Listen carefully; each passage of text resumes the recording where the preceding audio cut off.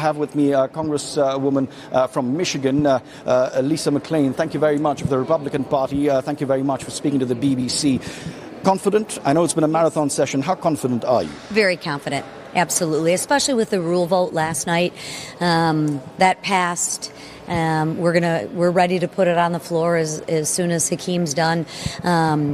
Speaker Johnson will, talk for probably 15, 20 minutes, give a few remarks, and then we'll put the vote on the floor for a vote. So. But to get over that line for the procedural vote, there was quite a bit of it was difficult, wasn't it? So just tell us what exactly swung those hardline voices in favor of this. Well, what happened? The hardline vote. When we sent the bill back over to the Senate didn't cut as much as they wanted cut.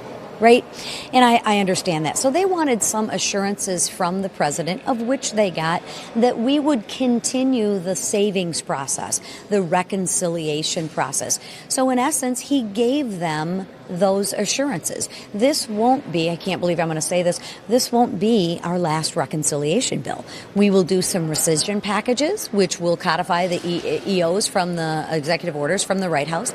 We'll go into the appropriations piece. And then, if we play our cards right, we will have another bite at the apple through reconciliation. The Democrats have obviously focused on a lot of the sensitive aspects, that this is going to take away health cover from millions of Americans who need it the most, the poor, the elderly.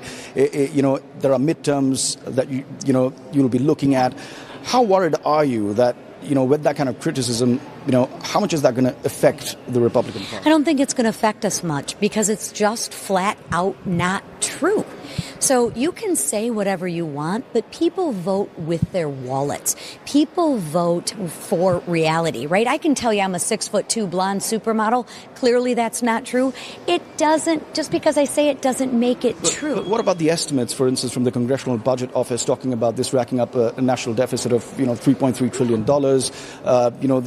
These are estimates that have been put out there that the Republicans have also quoted when they've expressed reservations. Right, but let's talk about that. There's two sides to every coin. So we're cutting $1.6 trillion.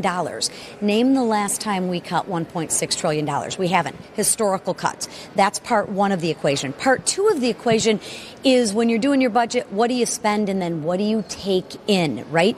The CBO scored what we take in as a growth rate as 1.8.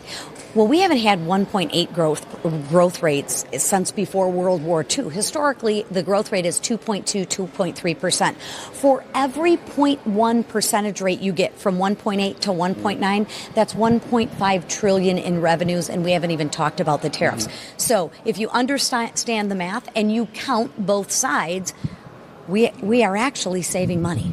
All right, Congresswoman McClain, thank you very much. We'll have to leave it there.